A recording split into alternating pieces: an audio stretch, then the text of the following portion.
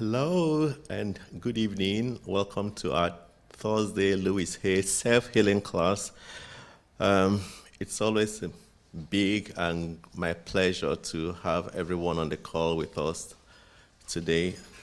It's a very beautiful day today at 204 West 84th Street, and I'm very pleased to have all of you on the call with us today. I'm very happy because someone on the call, Taylor, chatted me and I can see her on the call. I'm happy to see you. We'll start with an affirmative prayer before we invite Dr. Greg for the lesson today. I recognize the truth of my being and that I am one with God. I am not all of God, but God is all that I am. I am that I am one infinite power and presence, celebrating life through me. I am an expression of the universal spirit operating everywhere. I am an action of the love of God that permeates the universe. I am the givenness of spirit flowing through me, and I could be nothing else. My life unfolds in exact measure according to my belief. I think only those thoughts that create my greatest and highest good. I have the ability to create in my life only because I am at one with the great creative action of the universe. Everything in my life unfolds in divine order and perfect balance. I face each day in a fresh, new confidence that each moment brings me a great new demonstration of life, and so it is. Before we invite Dr. Greg for the lesson today, I'd like us to watch 2-3 minutes video clips. Hello, Reverend Robert, how are you doing?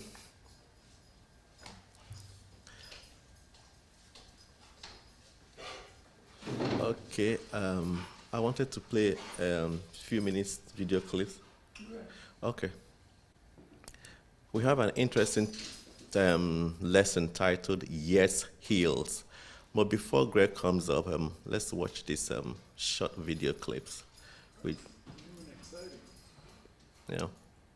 You can develop a prosperous mentality. It's not that hard to do. You just begin, and you keep beginning. You correct yourself where you find yourself in any thinking or thoughts of limitation, and just say, no, I release the need for this. This is not true of me. It's not true of life.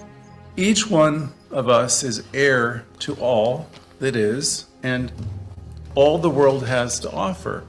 See, if you find in your life things are being denied to you, that's not because the universe is saying no to you. At this point, you might want to look at some of your own thinking, because it is your very thoughts and thinking that are producing your life. We know that there is but one power and substance in the universe, this divine spiritual energy or activity. It is the energy of the universe appearing as one. We use in our classes 3 words: omnipotence, omnipresence, and omnipotence. This energy, this power, it's total. It's unlimited power, it's unlimited intelligence, and it's unlimited presence. Everything in life is imbued with it, all the power, all the intelligence. All you have to eventually do is wake up to the fact that you are supplied and supported in every conceivable way. And then life gets a little bit easier. This divine energy is the essence of everything, and from which everything comes forth. And since this divine supply is infinite and eternal, it is forever around and within each of us, always. We were created out of it. We live in this infinite life stuff, and we can never escape it. It is the divine, in fact, that is within us. As we work this teaching, we become aware of this, and we realize we are increasingly living in consciousness. My life is a reflection of consciousness, plain and simple, and I want you to all consider that for yourselves. and say to yourself or think, my life is a reflection of my consciousness. It's not about my girlfriend, boyfriend, my boss. It's not about any of that. Now, all of that may have contributed to where you are today with your belief system, but you are not held, nothing's holding you back ever except for what you are continually recycling in terms of your thinking. You know, somehow, some way, you're going to get through this. We have power, and power is available to us that we oftentimes don't use. So we can marshal a lot of healing power by virtue of our consciousness.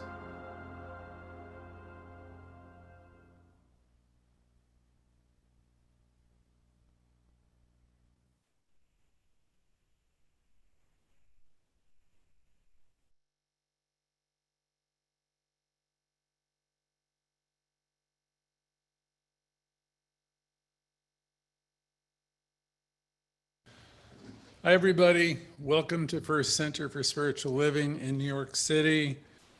I can't see everybody's faces. I see some of you, and now I can see a whole bunch of people.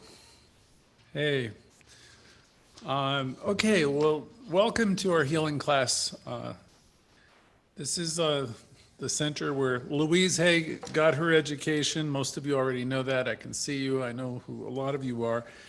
We're broadcasting on Instagram, and we're broadcasting on Facebook Live and also YouTube. So all I can say to those of you who are not in the Zoom,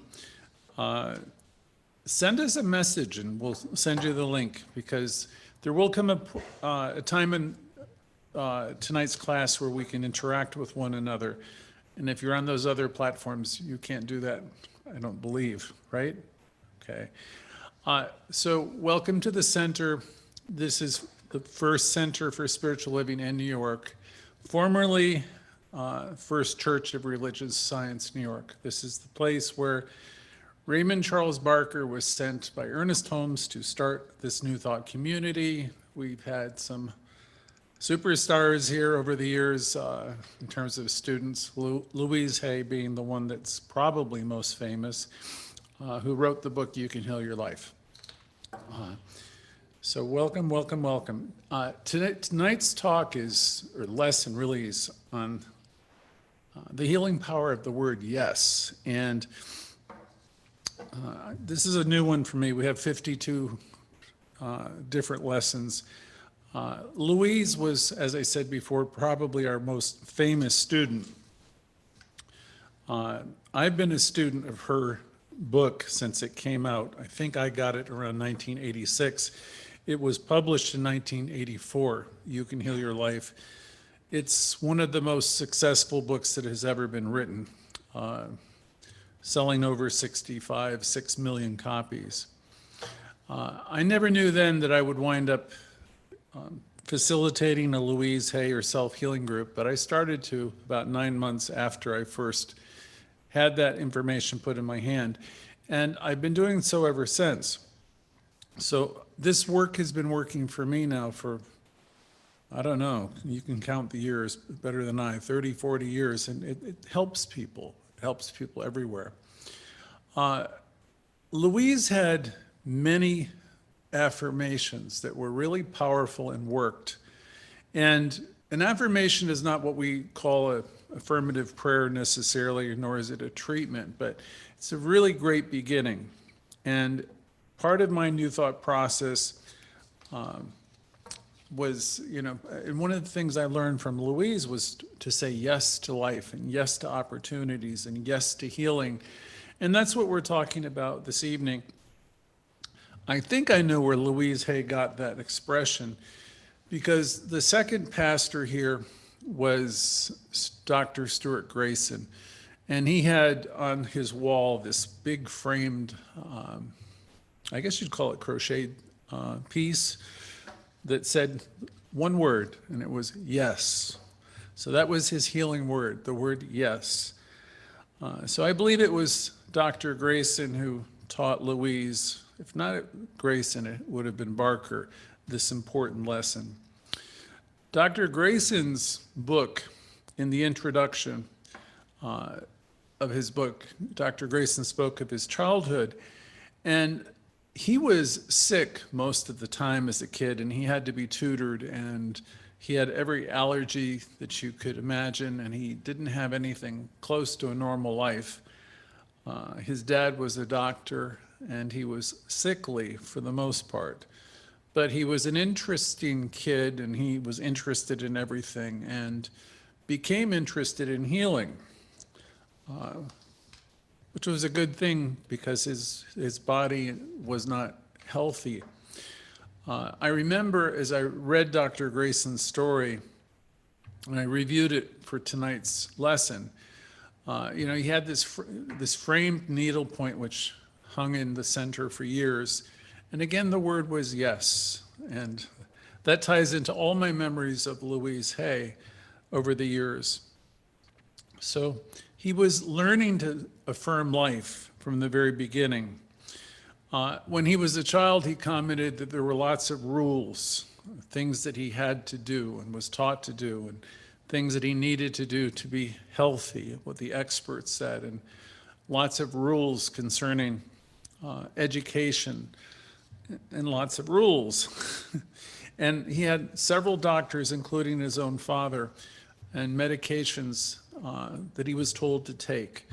And he didn't think a lot of the things that he was told to do were doing him a great deal of good. When he got to his 15th birthday, somewhere during that year, he had what he thought was a breakthrough. And during that point, he realized this stuff isn't working and his life wasn't working well.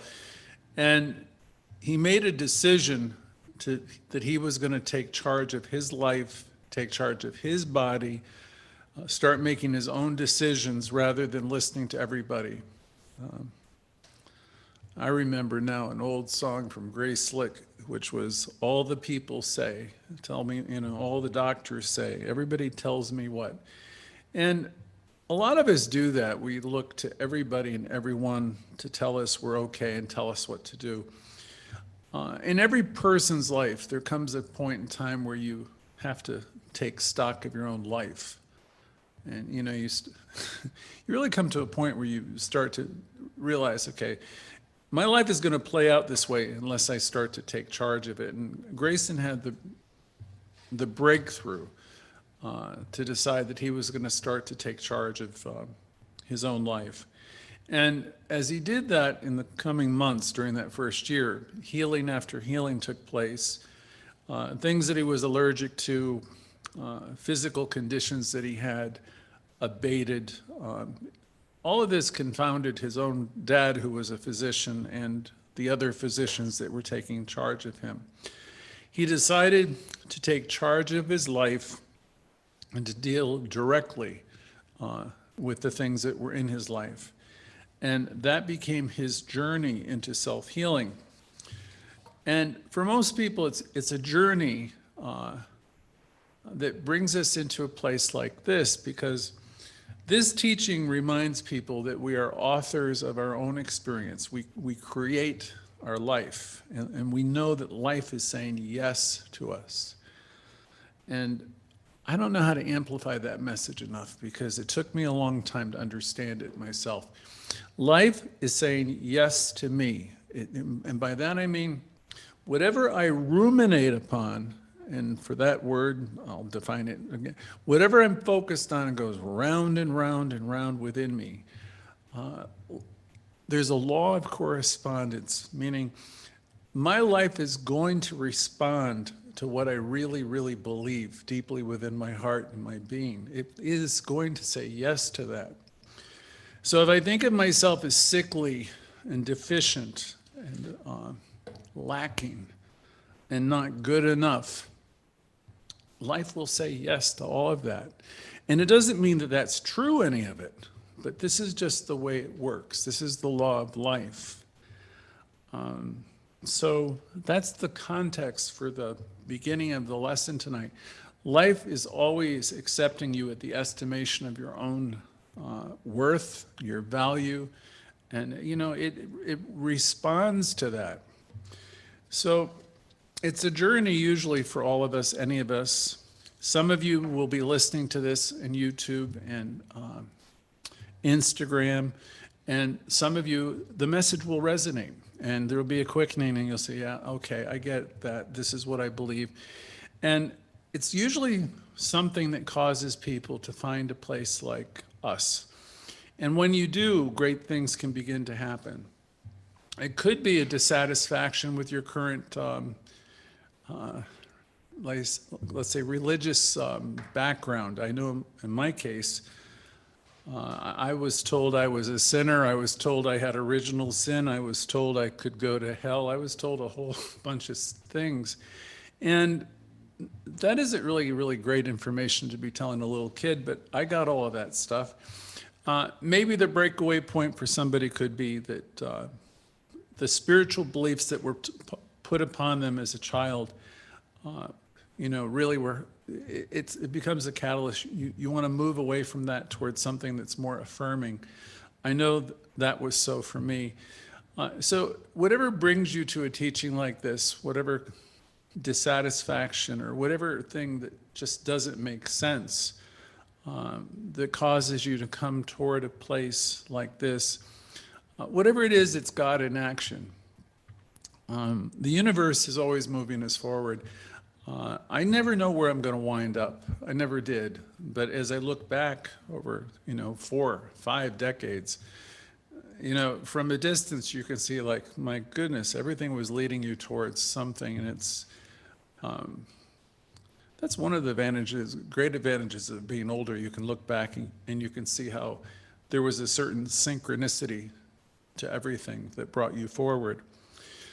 Dr. Grayson, who was the second leader here, began just doing the very same things we do here every week. He was studying the great thinkers of his time. Ernest Holmes was one. He loved reading Ernest Holmes. He found others from the East and the West. And he became a bit of an expert in some of these healing arts. And what he concluded, much like many of us who come here every week, he concluded the same thing that Louise concluded. And he taught what we're teaching now. If healing is ever going to occur in your life, it's going to happen through you and your consciousness. So I'll say that again. If healing is going to happen in your life, it's going to happen through you and your consciousness. It's not going to happen from that prescription bottle necessarily. And it's not going to happen from a lot of people telling you how wonderful you are. Though it's nice to have people tell you how wonderful you are. I mean, I like it myself. But the thing is, there needs to be an acceptance of how wonderful you are within yourself. Okay? Medicine can be helpful too. I'm not knocking it. But the healing, the kind of healing we want on all levels, really, it's all about consciousness ultimately. So this is what Grayson was teaching. This is what Louise Hay was teaching. Barker before Grayson. This is what I'm teaching. If healing is going to occur, we want to have an openness in our heart and our minds, and we want to have the willingness to challenge what's been inside of us that's ruminating, like an old tape. Think of the things that you say to yourself over and over again. Those are old tapes, and all about life. Everything about life is going forward. So whatever isn't working well, we really want to have the willingness to think about, let go, neutralize, replace. We're in the business of trading in the lesser ideas for the greater, which you will hear me say most weeks. So for the lesson, we want to step out of what isn't happening, what isn't working, and stop talking about it further. Step out of it and begin to talk about what is here. Whatever health you have, talk about that. Talk about how you're employed and how the things that you're doing that are positive. Bring your conversation up a notch or two. You might be older and you might say, oh my God, I can't do this and I can't do that. And that's really not the conversation to have. The better conversation is to focus on whatever energy you do have, exclaim it, proclaim it, be grateful for it. I'm grateful. Whatever age I am, I got up and I walked the blocks here today, and I enjoyed the sunlight, and I enjoyed all the life in the streets of New York, and it was just really beautiful. And it makes a big difference, because you could walk those same blocks and not see anything, and it's so much about what you tell yourself. What you tell yourself creates the vitality that you have in your life. And with Dr. Grayson, he surrounded himself, he said, and he listened to positive people. He read books about the promise and the possibility that's asleep in everybody. See, if you go back to a teacher like Jesus, he had it right. He said, the kingdom of God is at hand. Everything that you could ever want in the way of healing, peace and power and love and prosperity and joy, it's always here. So if it's not in my life, it's not because I'm bad. It's not like there's a God above that's trying to keep anything from me. I've shut myself off from the good that's present. Louise Hay would say, she'd ask the question in some of her workshops. The question is, what are you approaching the ocean of life with? And you've all heard, if you read the book, she'll say, well, are you approaching life with this little container where you think you just deserve a little bit of good from a few people? And you can, of course, or because you have this connection with this source and you have unlimited potential within you, you could be approaching the ocean of life with a huge concept. Like I'm approaching the ocean of life where I'm so configured that I'm an inlet and outlet of good, and everything that the universe has is mine to have and share and use. So what is your estimation of yourself? Because if you can envision yourself so supplied and so supported that any need that you want in terms of health or wealth, of creative self-expression, if you could imagine yourself being so connected to that, you know, your needs are known before you even express them out loud. Each of us are that connected with Source. And the universe is going to say yes to you. Wherever you have doubt and wherever you have fear and wherever you are criticizing yourself, it's like you're cutting off the faucet. You know, you're cutting off whatever the avenue, you know, giving and receiving. It's the doubt, it's the fear, it's what you tell yourself that stops that from being in your life. So Stuart Grayson talked about his awakening, and he made a powerful decision in his 15th or 16th year, and everything began to shift for him afterwards. And it could happen that way for you tonight. It could happen for any of us.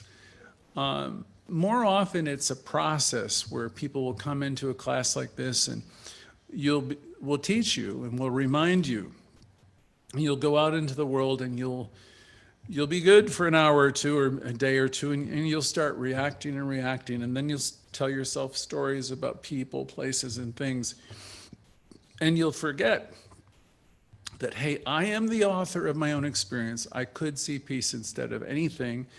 I could see myself as a great success. I could see myself as, you know, victorious and wonderful in my own life.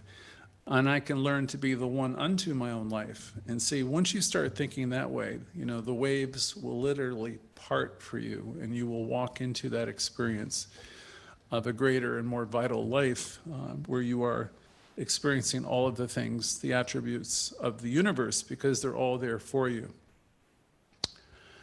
It was Emerson and others that said the universe is always trying to woo you and get your attention. This class is here to remind you of how absolutely wonderful you are and how everything that you need is really here right now, available to you. So you tune in here on Tuesdays. We have a Tuesday session, Thursdays, Sundays, and you let yourself be reminded. And during the other times, hopefully you have the wisdom to plug into great information. Today we have YouTube. For God's sake, you can listen to some of the greatest things that have ever been said. You could read books. But the most important preoccupation for anybody in this teaching is to lift your consciousness up, because then life will be saying yes to you, and you will be saying yes to life. This is the spiritual work that we do without a doubt. And we live in a world of naysayers. The masses, I won't give you the, there's some quotes that aren't particularly ministerial. Yeah, the masses don't live an affirmative life, okay? And sometimes you might think, I don't live one either. You know, if you're living the affirmative life, your commitment is to seeing the fullness and goodness of life. And that's a practice where you keep on neutralizing the doubts and the fears and the negative chatter, and you keep on reminding yourself that I am supplied and supported, I am supplied and supported. Because you can live and walk around the town, the city, and there can be thousands of opinions circulating around you talking about what's wrong. And our work, our spiritual work, our actual work is to stop that kind of chatter. We know it exists in the world, right? And we really personally can't do a lot about what other people are doing, but we have a lot of control over what we're doing ourselves. So we want to stop that. We want to neutralize that. I used to play with this in classes. I'll invoke Diana Ross. You know, stop in the name of love. Just stop. Wherever you see yourself going to what we call the dark side or the negative, stop. It's important as a trained therapist. Okay, so we want to talk about the things that bother us, okay? We're not trying to repress this negativity, but we have to find a way to get a handle on it. So talk about it and replace the negative thoughts with the positive, okay? In learning affirmative prayer, we learn how to neutralize the negativity. We learn how to neutralize the chatter, because life will say yes to you. And if what is circulating within you is all of this negative chatter, which is really part of what you have been trained as a child, and you furthermore reinforced throughout your life, you come here to learn how to stop that.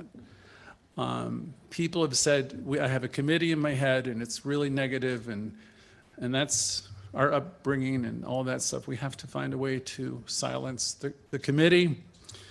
Others have called it the beast. We need to learn how to tame the beast. It's the same idea. It sounds dramatic, the chatter. People talk about the inner committee or the critics that live inside their own head. So we're all our own worst enemies in that sense. And in this course, we will teach you how to love yourself. And every time we come together, we're giving you lots of exercises and reminders. Because as people, we have a lot of old tapes that are playing round and round, that are forever getting in the way of us expressing this transformational life that we were meant to have. So every week, Thursday, every morning, Sunday, we'll remind you of the truth of who you are. We also have wonderful spirit groups. If you're listening to us again on YouTube, Facebook, Instagram, be sure to send us a request to join our Zoom material, and also that way you can assure that you'll be getting our newsletter, and we'll invite you into everything we do. We have a lot of great material. There's 52 of these lessons, and mostly it's focusing on self-healing using Louise Hay's material and Ernest Holmes. And the focus is on showing you more and more how to stop the inner chatter and replace the negative chatter with the positive, life-giving ideas that are really the truth of you.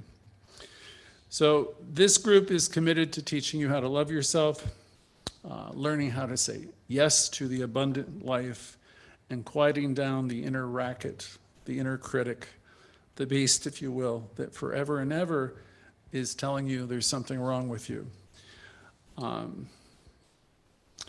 All that stuff just puts us in a place where we're comparing ourselves to others and we're coming up short all over the place.